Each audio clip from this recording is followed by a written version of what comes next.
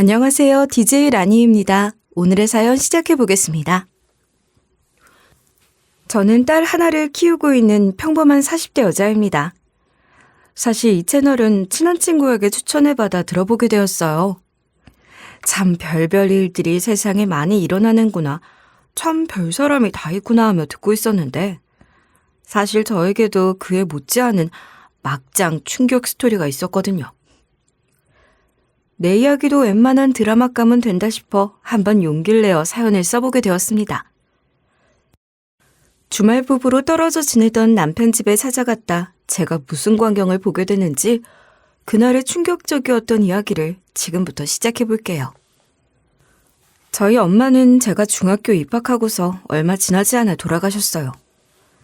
병치레를 오래 하셨고 엄마가 고통받는 모습을 오래 봐왔기 때문에 제 기억 속 엄마의 모습은 늘 아픈 모습, 병원에 계신 모습들 투성이었어요. 그래서 엄마가 더 이상 아프지 않고 편안해질 수 있다는 것을 그나마 위안으로 삼을 수 있었죠. 그렇지 않았다면 아마 견딜 수 없었을 거예요. 중학생 시절 그 변화무쌍하고 예민한 사춘기 시절의 여자아이에게 엄마가 없다는 건, 한순간 엄마가 사라진다는 건 정말 하늘이 무너지는 것과 같은 기분이거든요. 하지만 아빠는 달랐나 봐요. 저는 고등학생이 돼서도 여전히 엄마를 잊지 못하고 있었고 엄마만 생각하면 눈물이 났고 어떻게든 엄마에 대한 기억이나 흔적을 잊어버리지 않으려고 무진장 노력했는데 아빠는 몇 년 지나지 않아 한 아줌마를 만나 연애를 하기 시작했고 제가 고2가 되던 해에는 재혼을 하겠다고 선언을 하더라고요. 너도 이해를 해줬으면 좋겠다.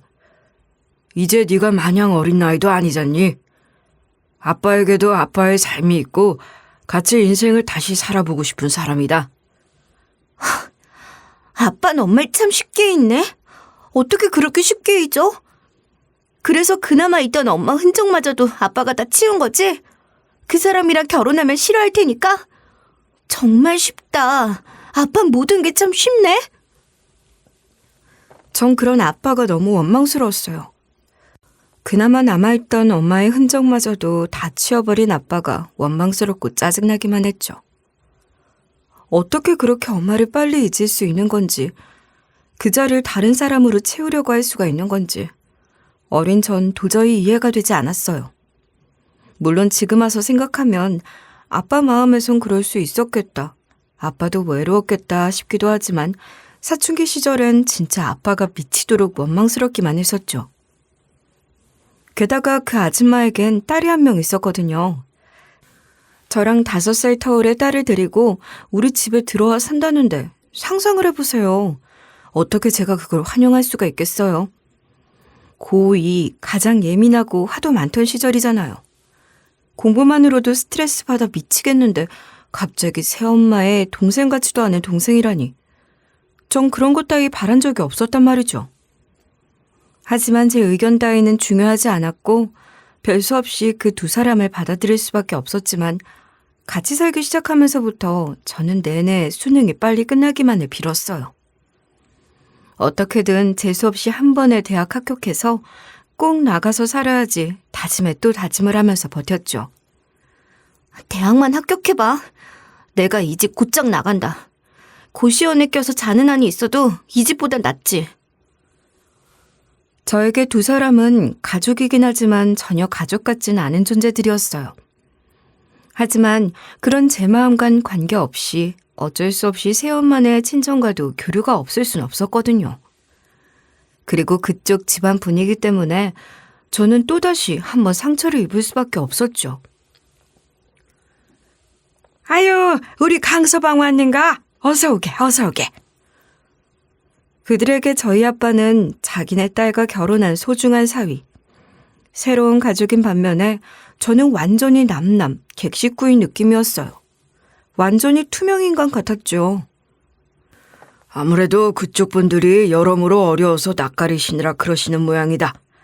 네가 상처받을까 신경도 쓰이실 테고 네가 마음에 안 들거나 싫어서 그러시는 건 당연히 아닐 거야. 아빠는 그렇게 말했지만 아니었어요.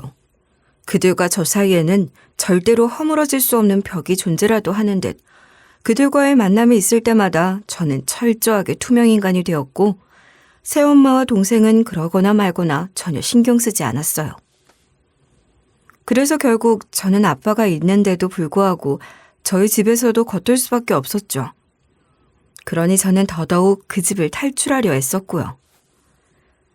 제가 새엄마 동생과 같이 산 건 딱 2년 남짓에 지나지 않았고 그 시간마저도 어떻게든 둘과 같이 있는 걸 피하려고 야간 자율학습 오래 하고 집에 가고 휴일에도 독서실에 붙어있곤 했었어요.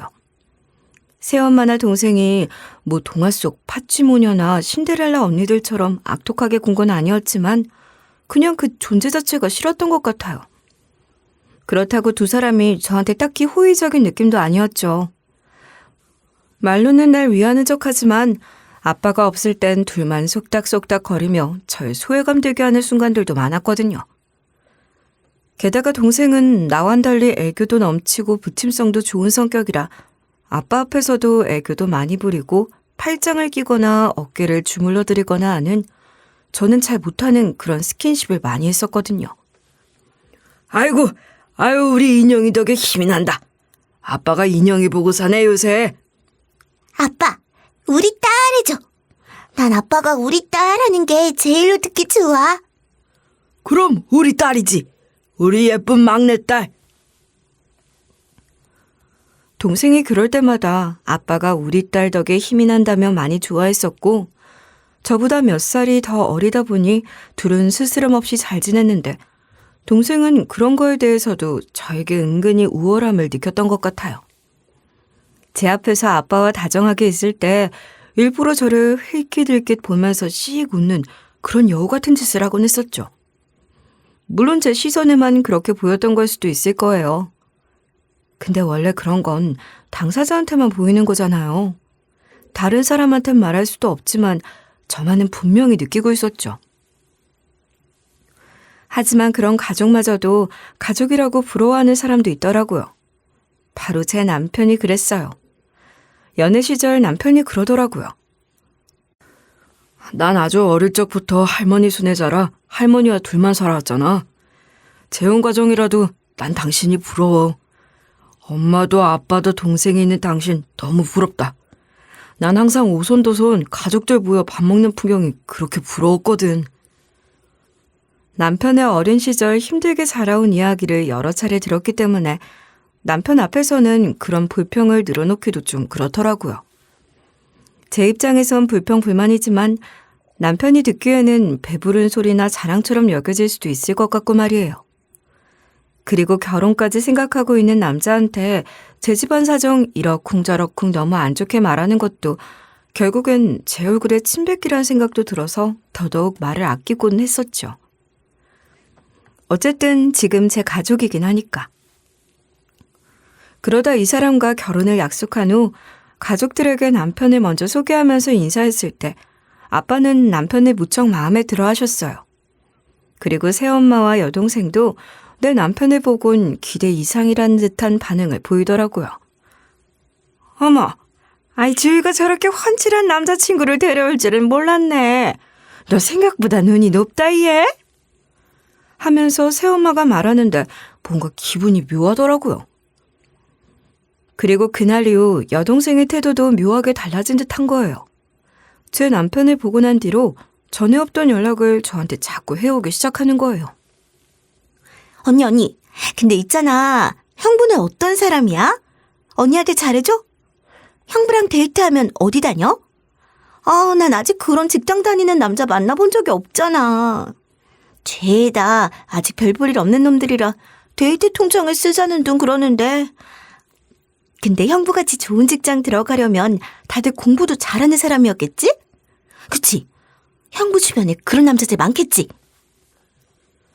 이런 말들 해대며 저한테 이리저리 치대는데 얘가 왜 이러나 갑자기 웬 친한 척이야 싶었죠. 그러다 문득 든 생각이 내 남자친구 직장 동료 하나 소개해달라고 하려는가 보다 이런 생각이 드는 거예요. 저희 남편 직장이 대기업이라 벌이가 괜찮았거든요.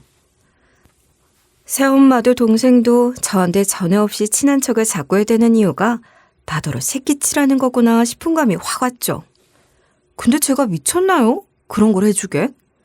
그런 뉘앙스로 저한테 자꾸 접근하는 것 같은데 일부러 전혀 눈치 없는 척, 못 알아듣는 척하며 피했어요. 게다가 결혼 준비를 본격적으로 시작하다 보니까 와, 그거 진짜 보통 일이 아니더라고요. 그깟 하찮은 일들에 신경 쓸 겨를이 아예 없었죠. 새엄마나 동생은 자기들이 드레스 고르는 것도 도와주겠다, 신혼집 구하는 것도 같이 구경 가겠다 하면서 진짜 엄마 동생 노릇을 하려고 했지만 전 그 사람들한테 일절 제 이야기를 공유하고 싶지도 도움도 받고 싶지 않았거든요. 결혼 준비하면서 아빠랑 몇 가지 논의한 것 빼고는 두 사람에겐 딱 말할 것들만 통보하고 일절 관심을 안 줬죠. 그렇게 결혼 준비를 하던 와중이었어요. 뭔가 남편에 대해서 쎄한 기분이 들기 시작하는 거예요. 제가 남편이랑 사귄 지가 꽤 오래돼서 이 사람에 대해서 모르는 게 거의 없었거든요. 성격, 생활 패턴, 친구 관계까지 웬만한 건 다 꿰뚫고 있었단 말이에요. 그런데 결혼 준비하는 동안 짬내서 데이트 겸 이것저것 얘기하려고 만나면 계속 연락이 많이 오는 거예요. 메시지도 자주 오고 전화도 자주 걸려오고. 원래 남편이 친구도 그렇게 많지 않은 편이고 연락이 이렇게 자주 오는 사람이 아닌데 뭔가 이상하다 싶었죠. 그리고 저랑 안 만날 때도 뭔가 전에 비해 좀 연락이 잘 안 되거나 누구랑 같이 있는 것 같은 느낌이 들고 점점 기분이 이상했어요. 혹시 이 남자 결혼 앞두고 나 몰래 바람 피우나? 이런 의심이 들기 시작했죠. 그러던 어느 날 퇴근하고 밖에서 만나 저녁을 먹자고 연락을 했더니 저한테 선약이 있다는 거예요. 그 순간 느낌이 빡 왔죠. 이거 누구랑 만나는지 꼭 확인을 좀 해봐야겠다 싶더라고요. 그래서 전 해서는 안 되는 일이라는 걸 알면서 남편을 몰래 미행하기 시작했어요. 만약 진짜 바람을 피우는 거면 어떻게 해야 하지? 이미 식장도 다 잡고 청첩장도 다 나왔는데 이거 일이 너무 커지는 거 아니야? 혼자 노심초사하면서 따라붙었는데 그제 남편이 도착한 곳엔 다름 아닌 제 동생이 서 있는 거예요. 게다가 동생, 이 남자를 보자마자 웃으면서 팔짱을 끼는 거죠. 그 순간 바로 눈이 안 돌 수가 없었어요. 나한테 말도 없이 만난 게 내 동생이라니 지금 저것들이 둘이서 뭘 하는 건가 싶어 곧장 쫓아갔죠. 야, 지금 니들 뭐 하는 거야? 나 몰래 둘이서 무슨 짓 하고 다니는 거냐고. 이러려고 너 나한테 선약 있다고 내 약속 피했어? 넌 이러려고 나한테 자꾸 이 남자에 대해서 꼬치꼬치 캐물었던 거야? 둘이 대체 뭐 하는 짓들이야? 그러자 두 사람 기겁을 하면서 그런 거 아니라고 오해라고 극구 부인을 하더군요. 남편은 깜짝 놀라서는 팔짱을 끼고 있던 동생을 확 밀치기까지 했죠. 그랬더니 동생이 깍 하고 넘어졌고요. 남편이 너무 놀라서 그만 힘 조절을 못했나 봐요. 형부, 너무한 거 아니에요? 어떻게 저를 이렇게 떠밀어요? 미안, 처제. 자기야, 일단 진정 좀 해. 이게 어떻게 된 일이냐면. 동생은 원망스럽다는 듯 제 남편을 올려다보고 남편은 저를 보며 안절부절 못하고 저는 동생에게 어디 한번 어떻게 된 일인지 네가 설명해보라고 소리쳤죠. 진짜 언니가 오해하는 그런 일 없었어. 이제 형부랑 나랑 가족이 될 사이라 좀 친해져야 할 것 같아서 내가 자꾸 보채고 연락을 했어. 난 언니랑도 친해지고 싶고 형부랑도 친해지고 싶은데 언니가 나한테 마음을 잘 안 열잖아. 그래서 형부한테라도 먼저 다가가고 싶었던 거야. 결혼 준비하는 것도 도와주고 싶었지만 언니가 우리 도움은 안 받으려고 했잖아. 그래서 형부한테라도 도움 주고 싶었고 또 언니랑도 더 가까워질 수 있는 기회라고 생각했어. 난 언니가 너무 좋은데 언니는 자꾸 날 밀어내니까. 그래서 형부한테 치댄 것뿐이지 다른 의미는 전혀 없었어. 오해하지 마 진짜. 나 너무 억울해. 그래, 맞아. 그렇게 된 거야. 당신이 처제랑 장모님 좀 불편해하는 거 나도 알아. 하지만 그래도 가족이잖아. 가족끼리 잘 지내야 되는 거고. 당신이 동생 얘기하는 것 좀 꺼려하는 것 같아서 나도 내 나름대로 노력해보려고 한 거야. 내가 중간에서 노력해보면 좀 나아지지 않을까 싶어서. 처제가 당신이랑 더 가까워지고 싶다면서 결혼 준비하는 거에 도울 일 없냐고 물어보고 도움이 되고 싶다면서 연락을 자주 해왔어. 근데 그러다 프로포즈 얘기가 나온 거야. 자연스럽게 결혼 얘기 나와서 그냥 어느 순간부터 결혼 준비하게 됐다고 했더니 처제가 기겁을 하더라고. 여자 마음은 그게 아니라면서 프로포즈 꼭 해야 한다고. 그거 당신이 두고두고 서운해할 거라고. 그러면서 처제가 프로포즈 준비까지 돕겠다고 한 거라고. 실은 오늘도 그것 때문에 만난 거야. 이건 서프라이즈라 말 안 하려고 한 건데 당신이 오해하는 것 같아서 어쩔 수 없이 말하는 거야. 두 사람이 팔짱 끼고 있는 걸 본 순간 화가 났지만 해명을 듣고 나니 이해가 안 가는 건 아니었어요. 동생이 저러는 건 무슨 꿍꿍이인가 싶고 재수가 없기도 했지만 저렇게 달라붙어 친해진 다음 자기도 남자 소개해달라고 하려나 보다 싶었고 남편 입장에서야 저랑 동생 사이 더 친하게 해주려고 노력할 수 있겠다 싶더라고요. 그리고 무엇보다 다른 사람이면 몰라도 제 남편의 경우엔 가족에 대한 애착이나 동경이 엄청 큰 사람이었잖아요. 저한테도 평소에 재혼 가정이면 어떻냐, 요즘 같은 시대에 오히려 그런 게 모던한 가족이다. 결혼하면 장인어른뿐만 아니라 장모님이랑 처지랑도 잘 지내고 싶다 하면서 저보다 더 애를 썼던 게 사실이기도 했고요. 일단 알겠어. 상황이 그렇게 됐다는 건 알겠는데 그래도 나 이런 건 불편해. 앞으로는 두 사람만 따로 만나는 건 주의해. 그리고 나중엔 남편에게도 따로 말했죠. 당신 마음은 알겠지만 난 사실 인형이 그렇게 편하지 않아. 가족이라고 모두 가족은 아니야. 당신이 가족이란 거에 엄청난 의미 부여를 하는 건 알지만 각자 사정이란 게 있어. 당신에게 일일이 말할 순 없지만 우린 서로 그렇게 친하지도 않고 우린 그냥 이 정도로 자매로 지내는 게 맞아. 그러니까 당신도 적당한 거리 좀 유지해줘. 그래, 각자 사정이란 게 있는 건데 내가 너무 오지랖이었나 봐. 당신 마음이 그렇다면 알겠어. 내가 앞으로는 정말 조심할게. 아무튼 그렇게 그 일은 해프닝으로 일단락이 됐고 저희는 무사히 결혼을 하게 됐어요. 그런데 저희 결혼식 날 결혼식장에서 제일 많이 온 사람이 누구였는 줄 아세요? 바로 제 동생이었어요. 누가 보면 저랑 엄청 유대가 깊은 줄 알겠더라니까요. 언니랑 사이가 많이 좋았나 봐. 그러게 말이야. 동생이 언니 시집 가는 게 많이 슬픈가 봐. 하객들이 수군수군 되는데 전 속으로 어이가 없었죠. 저희 아빠도 저랑 제일 친한 친구들도 그렇게까지 울진 않는데 걔는 아주 대성통곡을 하고 목을 놓아 우는 거예요. 아니, 남의 결혼식에 초치는 것도 아니고 왜 저러나 싶었죠. 거기다 옆에서 새엄마도 동생을 막 위로하면서 달래고. 남들이 보기엔 그냥 사이좋은 자매들처럼 보일지 모르겠지만 저는 솔직히 기분이 너무 이상했어요. 마치 꼭 저한테 남편을 빼앗겨서 오는 전 여친 같았달까. 제 말만 들으면 무슨 소리냐, 피해망상 아니냐 할 수도 있는데 진짜 그 순간 제 기분이 딱 그랬어요. 나랑 자기가 뭐 그렇게 친했다고, 내가 결혼하는 게 자기한테 뭐 그렇게 울컥할 일이라고 저렇게 울어대나. 눈물 찔끔도 아니고 그렇게 오열을 해대는 게 너무 이상하잖아요. 아무튼 그렇게 찜찜함을 남기고서 결혼식이 끝났고 시간이 흘러 저는 아이도 낳고 남편이랑 셋이서 오손도손 잘 살고 있을 무렵이었어요. 어느 날 아빠가 저희 부부를 불러 말씀하시더라고요. 너무 놀라지 말고 들어라.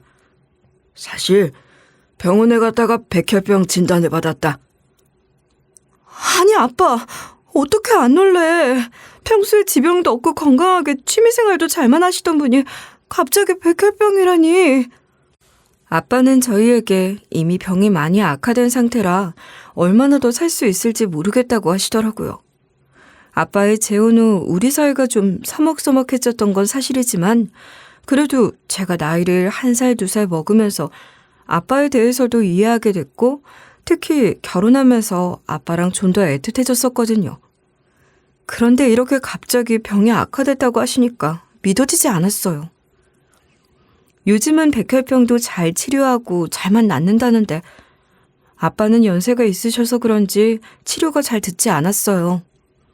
몇 달간 병실에만 계셨지만 기존에 갖고 있던 당뇨가 합병증으로 번지면서 면역력이 더 급격히 떨어지셨고 결국 병원에선 한 달 남짓 남은 것 같다고 마음의 준비를 하시라는 말을 하더군요.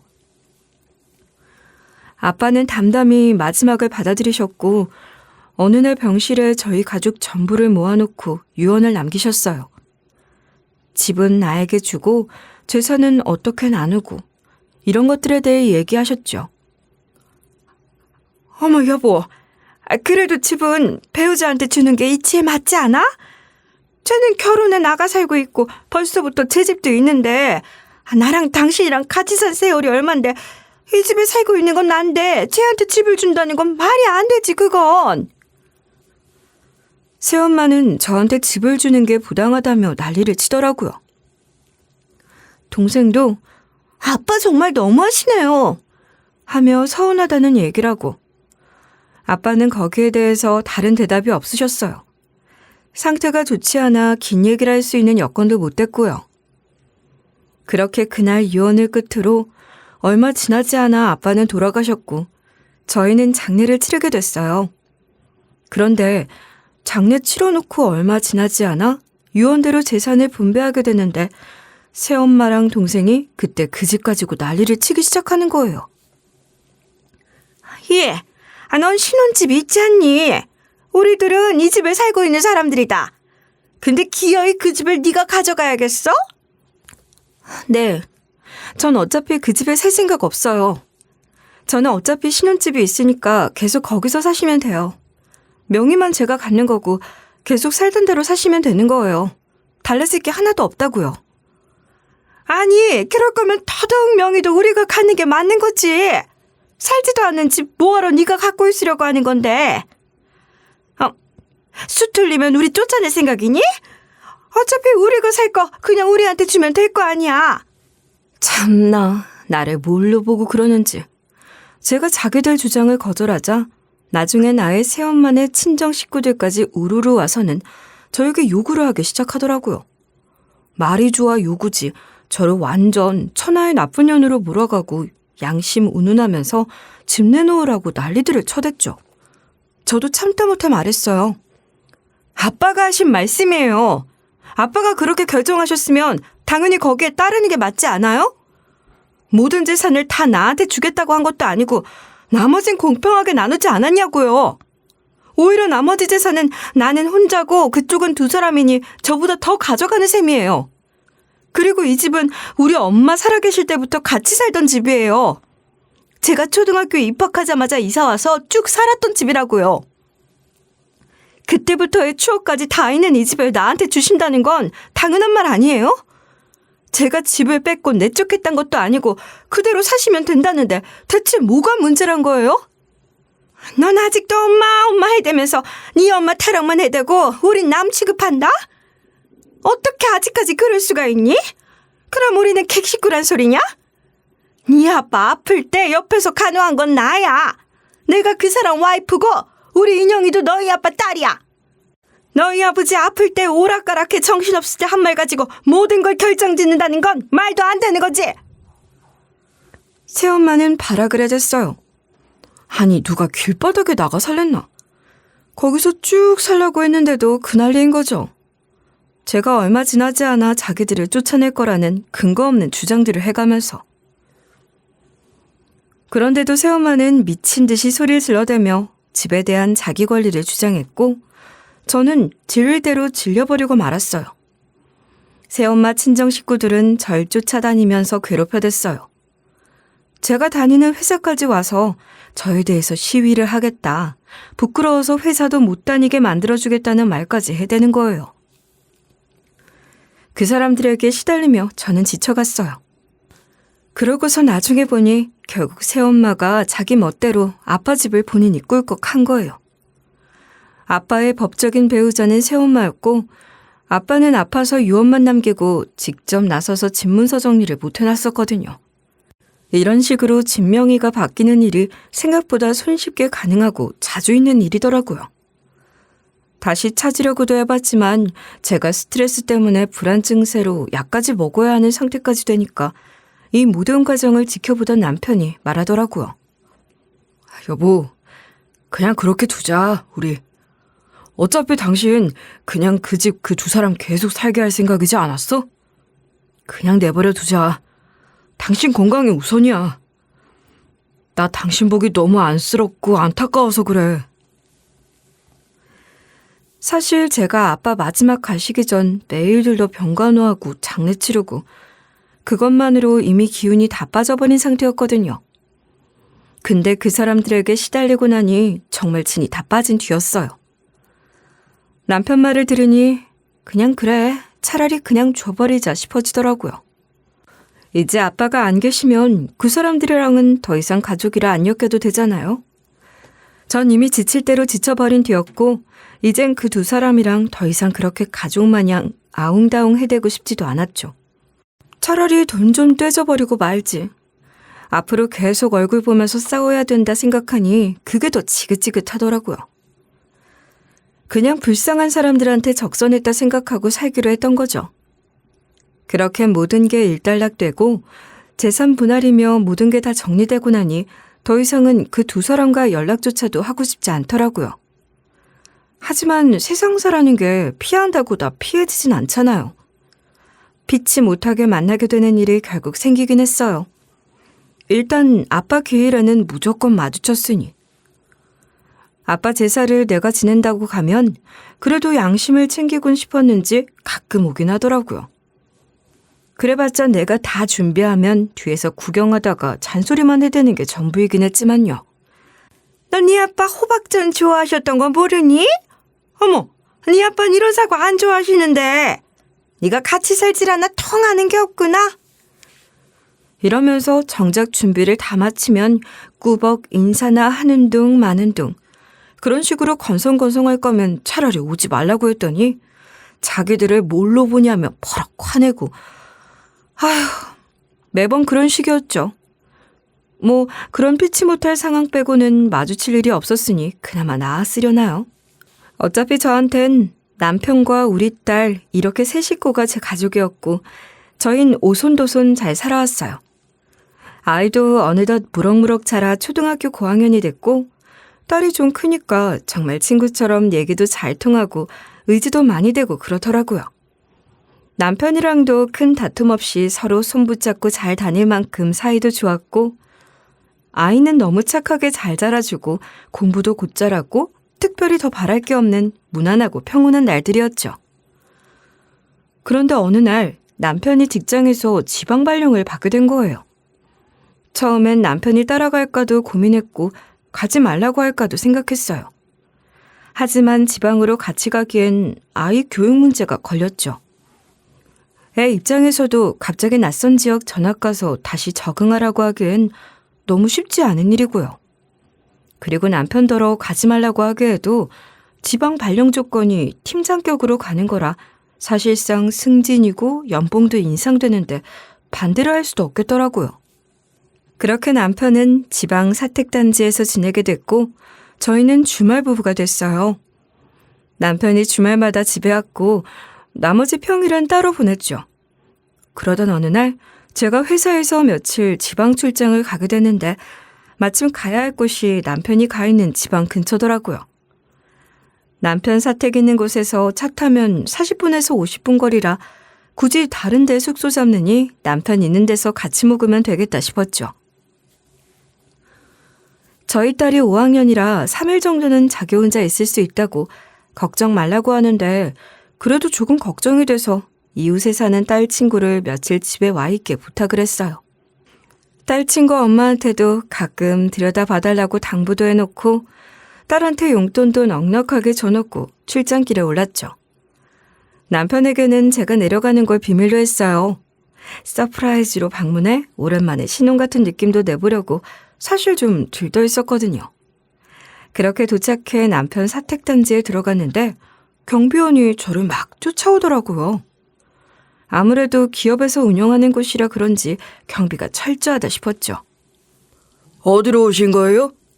아, 여기 403호 사는 사람 아내 되는 사람인데요. 예? 그게 무슨 403호 사모님은 이미 댁에 오셨는데요? 황당했죠. 아니, 그게 무슨 소리예요? 거기 사는 사람 이름 황준우 아닌가요? 예, 황준호 팀장님 맞으시죠? 아니, 근데 무슨 사모님이 있다는 거예요? 제가 그 사람 와이프인데 무슨 소리를 하는 건지 대체... 그렇게 뜻하지 않게 경비원과 한참 실랑이를 벌였죠. 온갖 생각이 다 들더라고요. 아니, 여기 와서 바람이라도 피는 건가? 나 몰래 아예 새 집 차려놓고 2집 살림이라도 하는 건가? 대체 사모님이란 여자가 누군데? 저를 말리는 경비원을 뿌리치고 집으로 가 현관문을 휙 하고 열었어요. 비밀번호는 당연히 알고 있었죠. 그렇게 문을 열자 그 안에 있는 사람은 다름 아닌 제 동생이었습니다. 더 기가 막힌 건 제 동생이 하고 있는 꼴이었죠. 심지어는 하의도 안 입고 티셔츠 하나만 걸치고 있는 거예요. 좀 긴 티셔츠라 허벅다리가 덮어지긴 했지만 그 꼬라진 누가 봐도 남편 기다리는 아내 같은 꼴이었죠. 어머, 형부 오셨어요? 언니 왜 여기에? 당연히 제 남편이 올 줄 알았는지 동생은 애교 섞인 목소리를 내며 달려왔다가 절 보고는 경악하더라고요. 너 뭐냐? 네가 왜 여기 있어? 어떻게 된 거야? 너 지금 내 남편이랑 바람났냐? 그런 거야? 제가 난리를 쳤죠. 아니, 그 순간에 어떻게 미치지 않을 수가 있겠냐고요. 그 말도 안 되는 광경을 봐버렸는데. 전 이성을 잃은 채 동생 머리채를 잡아 끌었고 동생은 저한테 대들기 시작했어요. 이거 놓으라고! 네가 뭔데 난리야! 하며 고래고래 소리 질러대는데 기가 막혀서 진짜. 야, 뭐? 감히 이딴 꼴로 나타나 놓고 나더러 내가 뭔데 난리냐고? 네 꼬라지 봐라. 지금 형부 집에서 처제가 이딴 꼬락서니로 돌아다니는데 이게 정상인지? 이거 완전 미친년 아니야. 너 진짜 제정신 아니다. 대체 무슨 짓들을 하고 있었던 거야? 나 몰래 무슨 짓을 하고 있었던 거냐고? 제가 난리를 쳐대자 동생은 지지 않고 맞섰어요. 형부도 가만히 있는데 네가 왜 지랄이야, 이년아! 하면서 제 머리채를 잡는 거예요. 적반하장도 유분수지, 진짜. 그렇게 생전 해본 적 없던 머리채 잡기 난투극이 벌어졌고 경비원이 옆에서 뜯어말리고 진짜 난리 그런 난리가 없었어요. 연락을 받고 남편이 급하게 달려온 후에야 상황은 좀 진정이 됐죠. 아직 싸움의 여파가 진정되지 않아 거친 숨을 내쉬며 저는 남편한테 당장 설명하라고 했어요. 네가 설명해. 변명이든 해명이든 핑계든 네가 한번 어디 뚫린 입으로 말해보라고. 제 호통에 남편은 어떻게 된 일인지 해명을 하기 시작했습니다.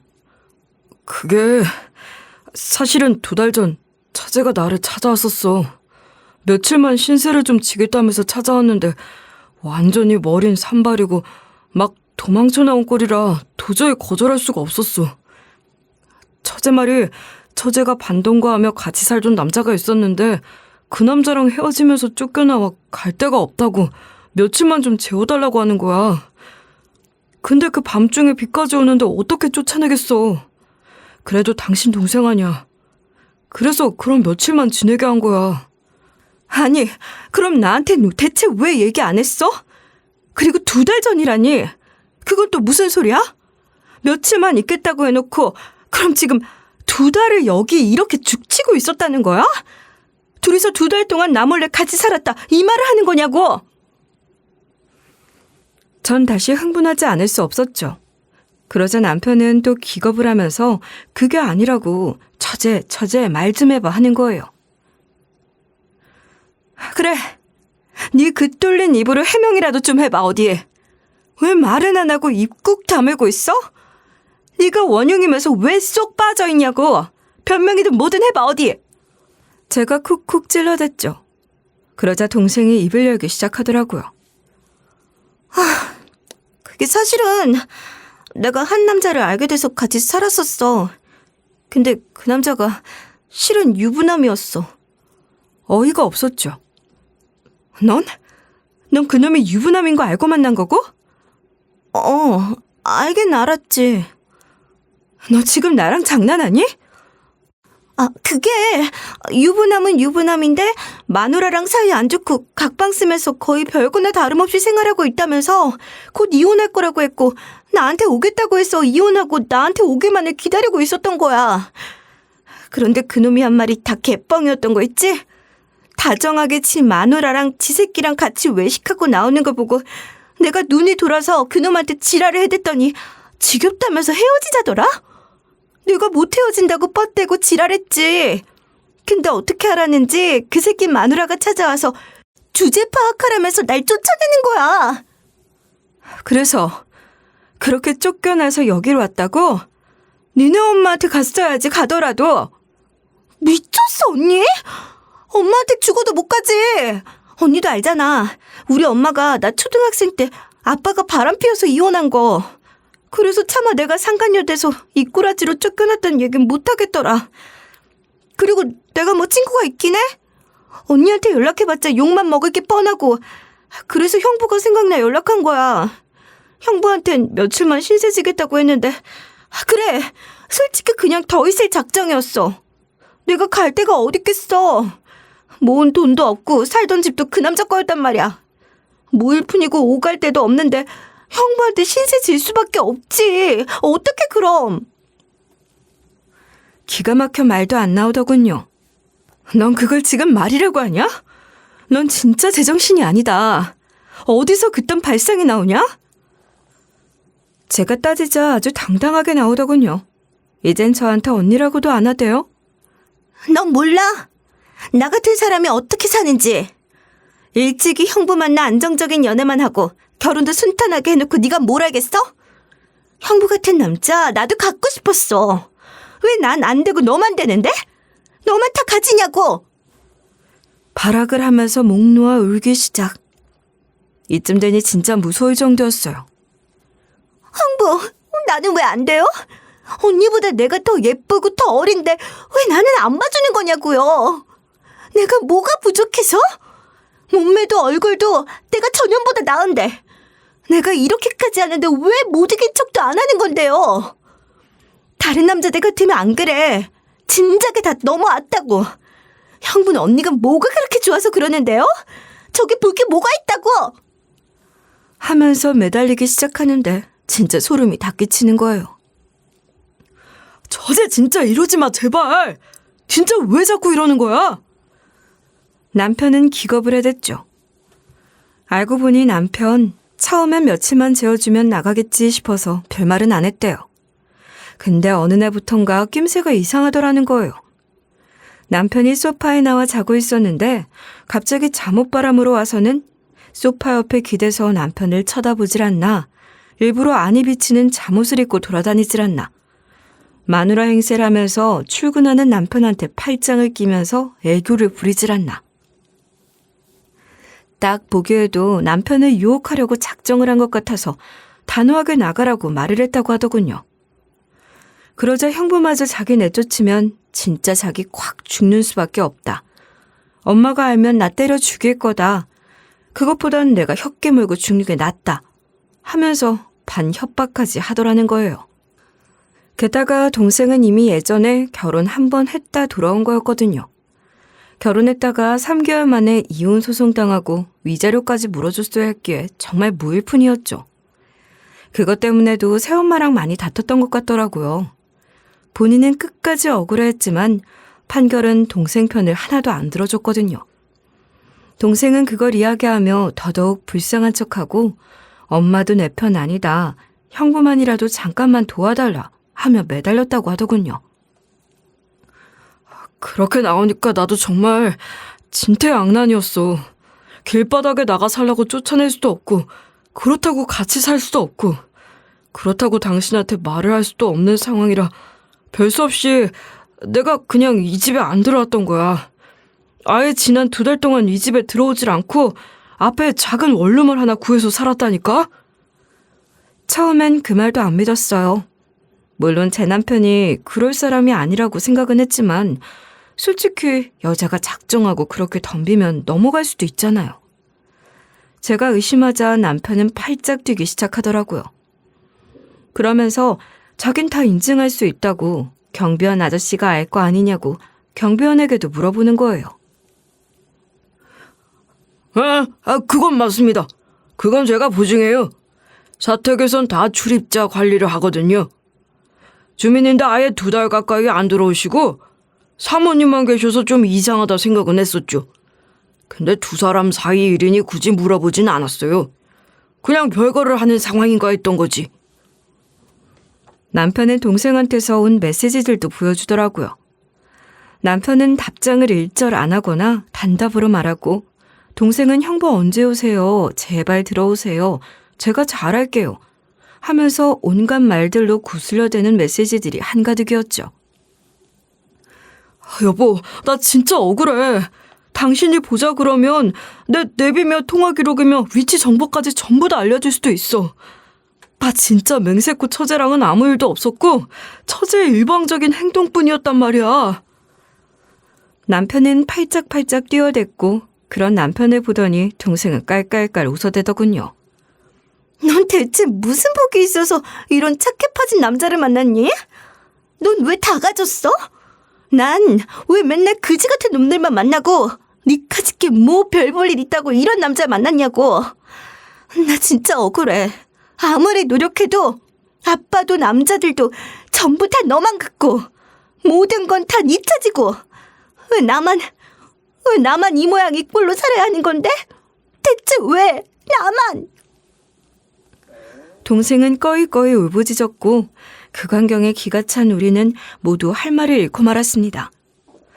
이후 동생은 제발 엄마한테 말하지 말아달라 울며 불며 매달렸지만, 일이 이렇게까지 된 이상 쟤를 어떻게 그냥 내버려 두겠어요. 저를 언니 하고 부르면서 제 남편을 어떻게 꼬셔서 뺏어볼 궁리까지 한 인간을. 전 당장 새엄마에게 일러 바쳤죠. 근데 새엄마도 진짜 제정신 박힌 사람이 아니에요. 처음에 지 딸이 다른 남자랑 불륜했다고 할 때는 기겁을 하더니 제 남편 꼬시려고 했다니까 그때는 코웃음을 치는 거예요. 처제가 형부하고 친하게 지내는 게 뭐가 이상하다고 그러니 너? 여자가 돼서 애교도 하나 없이 뻣뻣한 너 대신 내조를 해준 거겠지. 네가 원체 그런 걸 못하지 않니? 애교 하나 없이 뻣뻣하니 남자들 그런 거 안 좋아해. 하면서 오히려 적반하장이었죠. 남의 남자 뺏는 거에 기겁한다면서 그 상대가 저면 괜찮다 이건가요? 진짜 미친 것들 아닌지.